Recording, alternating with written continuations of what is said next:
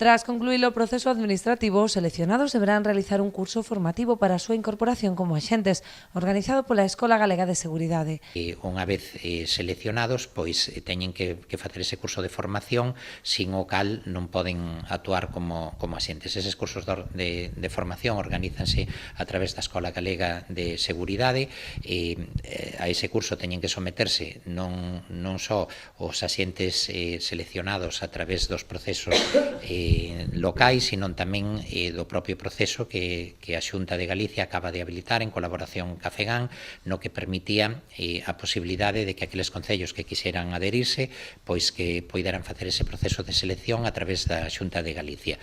Ben, eso supón que eses axentes poderían ter unha incorporación efectiva como tal ao seu posto de traballo ao longo dos primeiros meses do ano 2019. Mentres tanto, o Concello de Noia ten previsto a contratación de auxiliares de policía durante o verán, así como o reforzo a través de 2 comisións de servizo. Entre tanto, no Concello de Noia temos previsto a contratación de auxiliares de policía, o igual que se fixo o ano pasado por primeira vez neste Concello.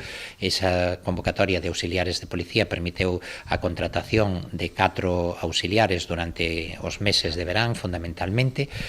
Tamén está previsto reforzar o servicio a través de unha comisión de servicio por parte dun axente que estaba destinado en Córdoba, que pretende pedir unha comisión de servicios e incorporarse ao Concello de Noia, e tamén se produciría a incorporación de algún dos axentes que tiña solicitada a comisión de servicio, que ten a súa praza en Noia e estaba prestando servicio noutras localidades. Con estas incorporacións, o Concello agarda que se normalice o servizo coa cobertura de todas as quendas.